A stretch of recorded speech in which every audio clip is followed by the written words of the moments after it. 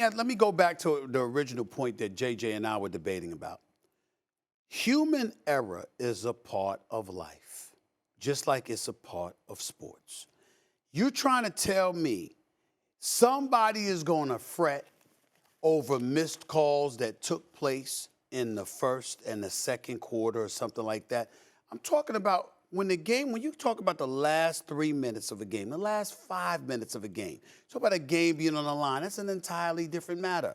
But before that, over the course of a game, you got plenty of opportunities to make up for any mistakes or any errors that may have taken place. We see every single play. Tell me what play that you see when a foul is called and a player ain't complaining. A player doesn't feel screwed over. A player doesn't feel that the officials got something wrong. We see coaches arguing with referees every single play. We see players arguing with referees every single play. It happens. To sit up there and act like every single damn play has to be reviewed is ridiculous.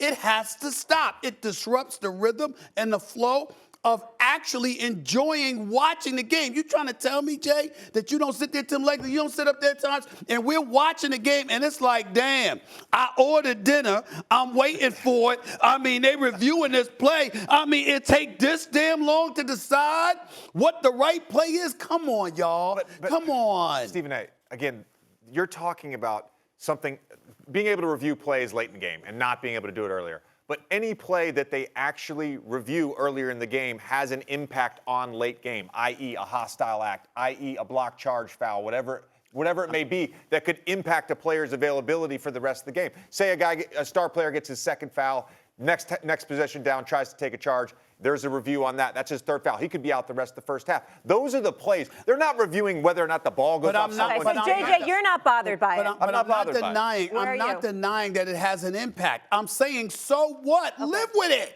No, I agree with him to the extent that's really what they're looking at earlier in the game is the stuff he's talking about, right? It's not like it's every play they're doing that. My bigger issue than the reviews is the constant acting job with the players that defenders are doing. That to me, they didn't act in the 90s. No, they right? did. They didn't act in the 90s. You didn't have dudes on their back. You didn't have dudes on their back to the extent. Last night there were 4 guys on the floor in one play. No, I understand. It's a bit extreme at times. But I mean, my God. I mean, listen, Shaq with Vlade Divac, Reggie Miller, and so many others. Come on now. There's a whole bunch of dudes that were planning on going to Hollywood long before they left the NBA.